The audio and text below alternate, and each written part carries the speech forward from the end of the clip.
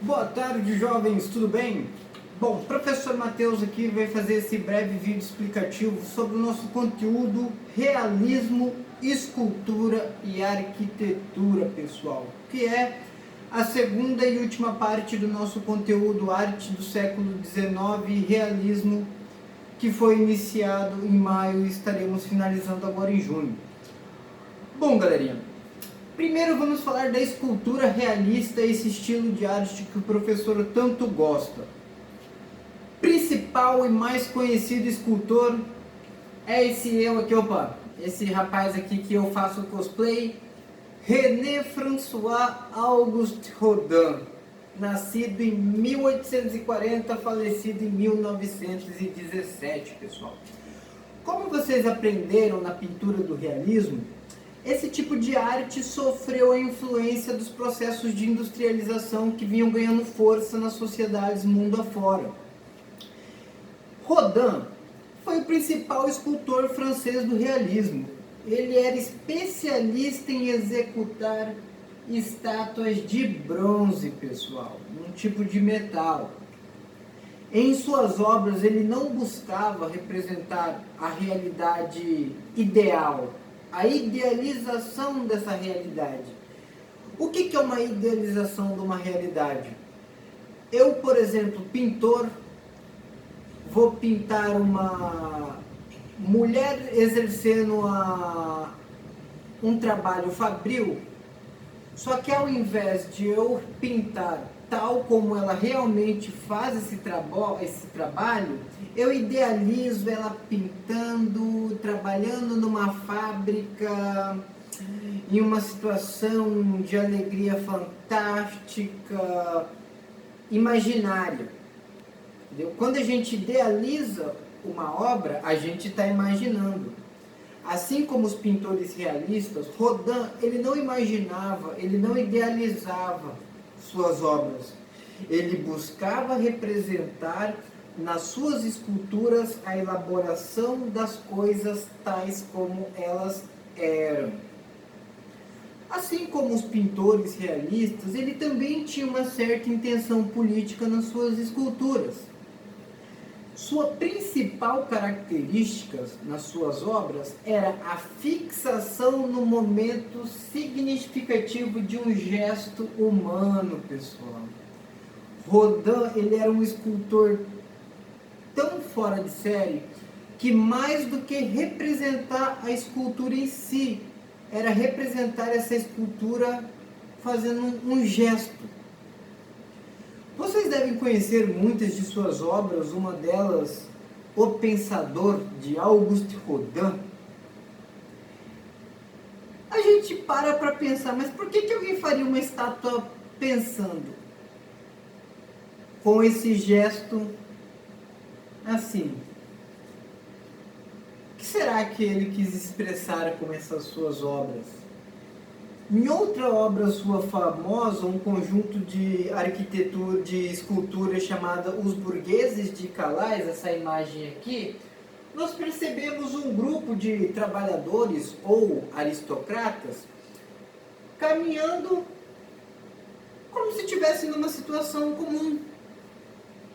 Uma das figuras alisando o cabelo, a outra abaixada como se tivesse escutado uma notícia ruim, outro caminhando como se estivesse apenas ouvindo o que os outros estão falando. Então isso é um traço importante nas esculturas de Auguste Rodin. Para além de representar a realidade no bronze, ele também buscava representar os gestos. Daí vem a característica das obras de Rodin que o torna um escultor realista. Nunca, até o realismo, ninguém tinha tentado representar o gesto humano numa pintura. Eram apenas cenas idealizadas, imaginadas, ou simplesmente o retrato de alguém. Se a gente analisar a escultura de Davi, é uma visão de Davi de forma heróica, enaltecida. Aqui não. Um homem pensando, um grupo de trabalhadores caminhando, alisando o cabelo, um em uma outro olhando para baixo. Era como se nessas esculturas Auguste Rodin tivesse fotografado o momento de um grupo de pessoas ali, em que elas estavam até distraídas, e representado essa imagem, inclusive nos gestos.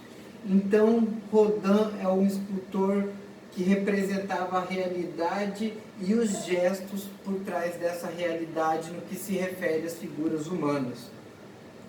Na sua obra A Jovem Mãe, ele retrata no bronze a imagem de uma jovem mulher com seu filho naquele gesto maternal de amor de encostar no nariz do seu filho.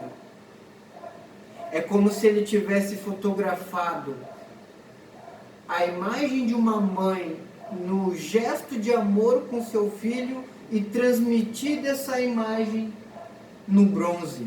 É isso que faz de Auguste Rodin um dos escultores mais, como que eu posso dizer, mais formidável nesse sentido de retratar a realidade tal como era.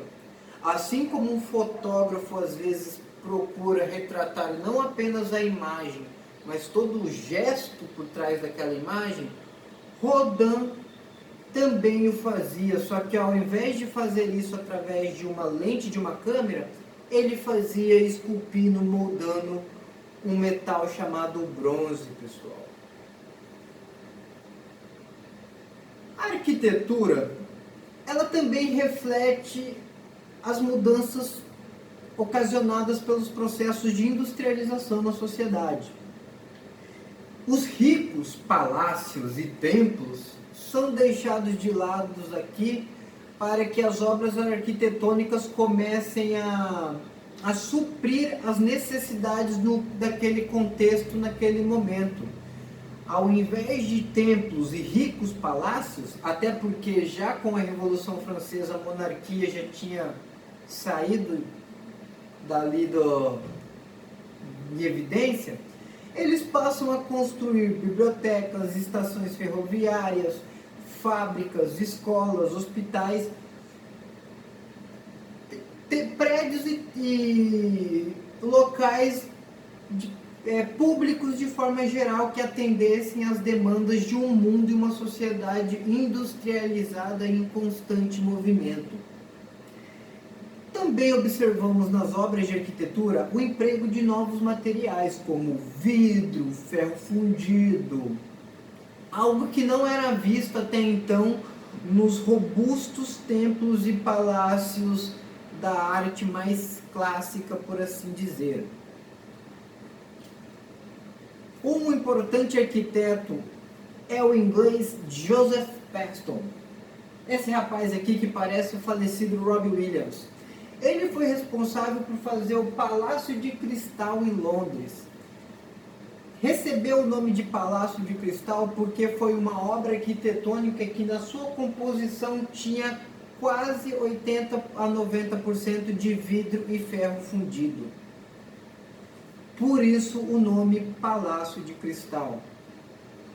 Como o mundo estava cada vez mais industrializado, cada vez mais dinâmico, eles tiveram que começar a substituir alguns materiais nas construções que demandavam mais tempo para ser construído, né? Por exemplo, se a gente analisar na antiguidade, só para eles levarem aqueles imensos blocos de pedra para fazer uma pirâmide, já demandava muito tempo.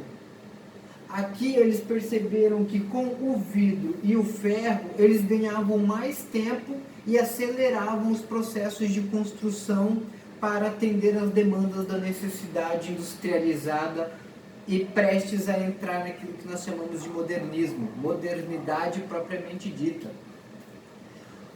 Outro importante arquiteto conhecido do realismo é o francês Gustave Eiffel, o pai da Torre Eiffel, pessoal. Um monumento que enaltece a cidade de luz, a gloriosa Paris, com a sua estrutura toda em ferro fundido, mais recentemente adicionado alguns elementos de vidro. Então nós percebemos o que, pessoal? Que na arte realista, ela é muito voltada à questão operária e trabalhadora. Ela não se preocupava mais em mostrar os nobres, os ricos, as pessoas importantes. Aí vem a questão política desse estilo artístico, porque os artistas buscavam representar os trabalhadores comuns, como vocês viram nas pinturas de Millet e de Gustave Courbet. Assim também percebemos que na escultura, além de representar essas cenas de pessoas comuns, ela se preocupava com os gestos, representar a realidade nos mínimos detalhes, inclusive nos gestos, explícito na genialidade de Auguste Rodin em suas esculturas de bronze. Vemos também que a arquitetura realista vem para atender às demandas de um mundo industrializado, prestes a entrar numa velocidade dinâmica que veio junto com a industrialização. Aqui nós percebemos que a arquitetura ela já vem mais para atender às necessidades do trabalhador e das populações do mundo industrializado. Não mais apenas enaltecer uma ou outra religião ou atender os caprichos e as necessidades de uma monarquia. Tá bom? Espero que esse vídeo ajude vocês no entendimento desse conteúdo. Em breve o professor estará marcando com vocês uma videoconferência na plataforma Google Meet para sanar as dúvidas. Espero que vocês tenham gostado. Deus abençoe a todos, que tenhamos todos uma boa semana, tá bom? É um vídeo simples, mas é de coração.